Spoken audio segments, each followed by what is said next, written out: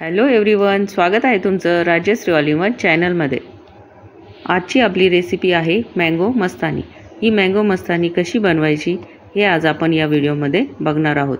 चला तर मग बनवायला सुरुवात करूया।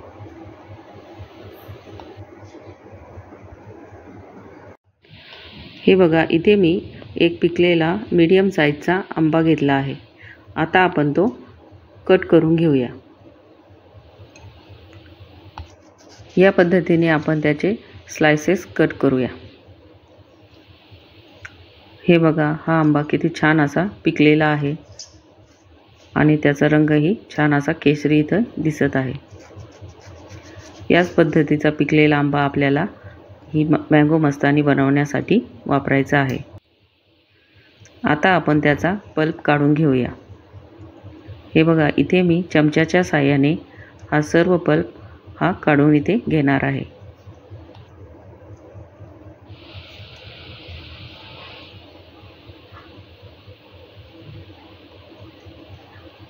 हे बघा, या आंब्याचा पल्प मी या बाउलमध्ये काढून घेतला आहे। आता आपण तो मिक्सर ग्राइंडरमध्ये ओतून घेऊया।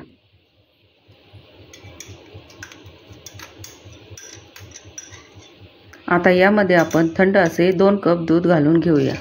हे दूध मी मेजरिंग कपच्या साहाय्याने मोजून घेतले आहे। यानंतर यामध्ये अर्धा कप साखर घालूया। चिमूटभर मीठ आणि थोडेसे मँगो आईस्क्रीम यामध्ये घालून घेऊया आणि याचे स्मूथ असे मिल्कशेक तयार करून घेऊया। हे बघा, इथे आपले हे मिल्कशेक तयार झाले आहे। आता आपण ते एका ग्लासमध्ये सर्व करूया। हे मँगो मिल्कशेक मी 1 तास फ्रीजमध्ये ठेवून थंड करून घेतले आहे। आता थंडगार असे हे मिल्कशेक आपण या ग्लासमध्ये ओतून घेऊया आणि यानंतर यामध्ये भरपूर असे मँगो आईस्क्रीम टाकून घेऊया। या मँगो आईस्क्रीमची रेसिपी याआधी आपण आपल्या चॅनलवर अपलोड केलेली आहे। आता यानंतर यावर भरपूर असे काजू आणि बदामचे काप टाकून घेऊया। यानंतर पिस्ता, थोडेसे टूटी फ्रूटी